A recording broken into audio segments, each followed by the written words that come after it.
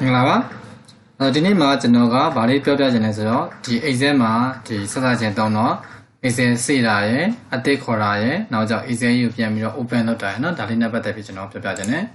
အရင်ဆုံးကျွန်တော် exam file လေး desktop ဘောက exam ဆိုတဲ့အကောင်လေးကို software လေးကိုဖွင့်လိုက်မယ် double click နဲ့ click နှစ်ချက်ဖွင့်လိုက်မယ်အဲ့ဒါ exam လေးချက်လိုက်ကျွန်တော် blank box လေးယူလိုက်မယ်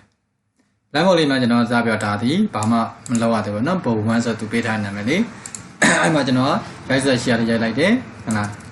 ITM item code ITM item name name and now quantity now price နောက်ကြရင် amount ဆိုပြီးရိုက်လိုက်တယ်နော်ဒါဒီကောင်လေးတွေကိုပေါ်လာလေးခတ်လိုက်တယ်ပေါ့နော်ဒါလေးကိုဆရာလေးကိုပေါ်လာလေးခတ်လိုက်တယ်ဒါတော့ဒီဆရာလေးရောက်သွားဒီကောင်လေးကိုကျွန်တော်သိမ်းချင်တယ်ဆိုရင် file နဲ့က 6 file နဲ့က 6နော်နောက်တစ်မျိုးပြောလို့ရသေးတယ် control s control နဲ့ s နဲ့တွဲနေရင်ရတယ်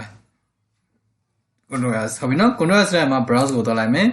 browse ကမှာကိုယ်ဘယ်ထဲမှာလဲ desktop မှာသိချင်တာလား pc မှာသိချင်တာဒါ desktop မှာသိချင်တယ်ဆို desktop ကိုယူလိုက် desktop ကိုရေးပြီးတော့ desktop မှာကိုယ်မှာ file name လေး folder လေးဆောက်လိုက်ပေါ့နော် folder လေးဆောက်ချင်တာဆိုတော့ကျွန်တော် new folder လေးကိုယူလိုက်မယ် folder တစ်လေးရောက်သွားတယ်အဲ့ထက်မှာကျွန်တော် folder နာမည်လေးကိုနာမည်လေးပေးလိုက်မယ်ဟိုမှာကျွန်တော်နာမည်လေးပေးလိုက်မယ်တိမ်မင်းဦးဆိုပြီးတော့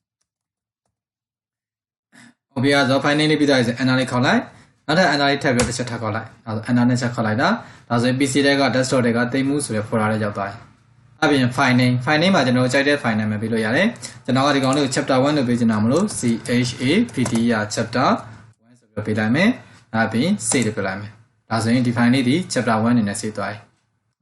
ဒီကောင်ကြီးကိုမလို့ချင်ဘူးဆိုကျွန်တော်ပိတ်လိုက်မယ်စက်စီကလေးကိုနှိပ်လိုက်မယ်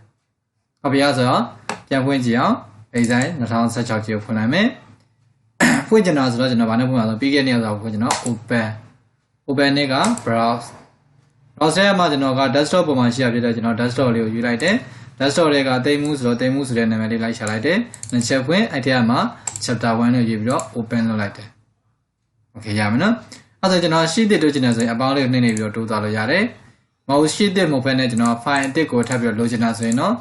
new ပေါ့ file နဲ့က new လည်းရတယ်နောက်တစ်မျိုးပြောလို့ရတယ် control ရဲ့ n ရဲ့တွဲနေလို့ရ control n ဒါဆိုရင် file နဲ့ရသွားရင်နောက်ထပ်ပုံ1ဆိုနောက်ထပ်တစ်ခုထပ်ကြ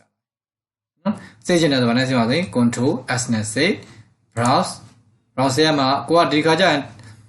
primer folder ထဲမှာထပ်စေချင်တာဖြစ်တဲ့ကျွန်တော်တို့ desktop ပေါ်သွား desktop ရဲ့ကို folder လေးကိုပြန်ယူလိုက်မယ်ပြန်လိုက်စာရွက်ကိုနာမည်လေးမှာယူပြီးပြီးမှ file name လေးမှာဒီကနောက်တစ်ခုနာမည်ပေးလိုက်မယ် chapter 2ဆိုပြီးပေးလိုက်မယ်နားလေးခေါက်လိုက်မယ်ဒါဆို save သွားပြီပေါ့နော်ဒီမှာစာလေးတွေရိုက်လိုက်ပေါ့နော်ကိုရိုက်ချင်တဲ့စာလေးတွေရိုက်လိုက်လို့ရတယ်ဒါမှနော်အဲ့ဒါ file လေးစီရပေါ့အဲ့တော့ file လေးကိုပိတ်ချင်တယ်ဆိုရင်ကျွန်တော်ဗာလေးကိုနှိပ်ပါစေချက်ရှိကလေးကိုနှိပ်လိုက်မယ်ချက်ရှိကလေးနှိပ်လို့ရတယ် order F4 လေးနှိပ်နေရတယ်အခုကကျွန်တော်ချက်ရှိကလေးနှိပ်ပြီးတော့ပိတ်လိုက်မယ်အဲ့ချိန်မှာမစီရသေးလို့သူစိတ်မှလာမေးသေးတယ်ဟိုနောက်ဆုံးစိတ်ခဲ့တာအပြင်နောက်ပိုင်းနောက်ထပ်လှုပ်ထအကြောင်းရရှိဘူးနော်အဲ့ဒီအကြောင်းရတယ်မစီရသေးလို့သူမိမှာအဲ့တော့ကျွန်တော်တို့ကအရေးကြီးဖြစ်တဲ့အတွက်စိတ်လိုပဲပြောလိုက်ပေါ့နော်ဒီကောင်းလေးပိတ်လိုက်မယ်စိတ်လိုပဲပြောလိုက်မယ်ဝေဒါဆိုရင်တော့ဒါ file လေးကို exact file နဲ့ပတ်သက်ပြီးတော့ဒီတိန်းတာလေးပေါ့နော်တိန်းတာလေးတည်သွားမယ် open လုပ်တာလေးတည်သွားမယ်ဟုတ်နော်အဲ့တော့ဖွင့်ချင်တယ်ဆိုရင်နှစ်ချက် click လိုက်တယ် open ကကြောင့်သူကဘာလဲဆိုရင် shortcut က control o open ဆိုရင်ဘာလဲဆိုရင် open က control o ctr s ဆိုတဲ့ key လေးရဲ့ဘာနဲ့ပေါင်းပါဆိုရင် o လေးနဲ့တွဲနေမယ်နော် u အတစ်ခေါ်ရဲဆိုရင်ဘာလဲမှဆိုရင် control n new ပေါ့နော်အဲ့ကြစေချင်တယ်ဆိုရင် save စေချင်တာတင်းချင်တာဆိုရင် control ဘာနဲ့လဲဆိုရင် s control နဲ့ s တွဲတယ်နော်ပိတ်ချင်တာ close